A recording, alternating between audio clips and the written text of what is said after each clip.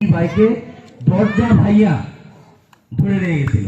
আপনারা জানেন এই 17 বছর কষ্ট করছি এই ধানের শীষের জন্য, আলহাজ জাকির হোসেন বাবলু সাহেবের জন্য, তারেক রহমানের জন্য, খালেদা জিয়ার মুক্তির জন্য অনেক মিছিল মিটিং আমরা করেছি। আসলে সবকিছুর সমস্যা সমাধান হচ্ছে সামনের ফেব্রুয়ারি মাসের ইলেকশন। এই ফজল ভাই আমার সাথে 2 বার জেলে ছিল।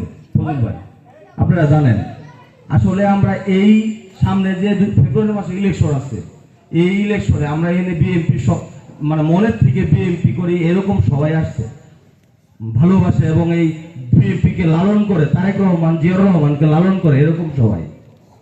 তো আমরা মূল আমাদের সামনে যে এই 17 বছর কষ্ট করছি তার চেয়েও বেশি কষ্টের সময় আসতে আছে এই ফেব্রুয়ারি মাসে ইলেকশন পর্যন্ত।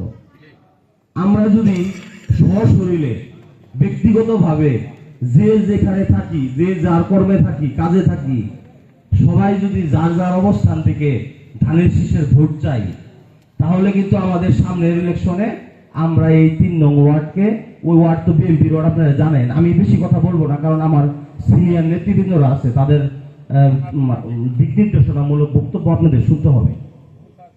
তো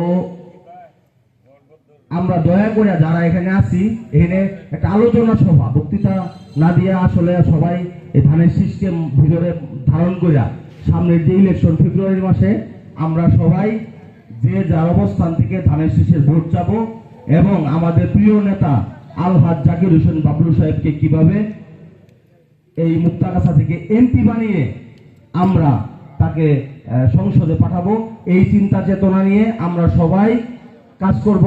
আমার অনুরোধ, ময়মনসিংহ দক্ষিণ জেলা যুব দলের পক্ষ থেকে আপনাদের কাছে অনুরোধ, আপনারা দয়া করে ভোট যাবেন, নির্বাচনের জন্য কাজ করবেন, এই অনুরোধ রাখা আমার বক্তব্য শেষ করতেছি।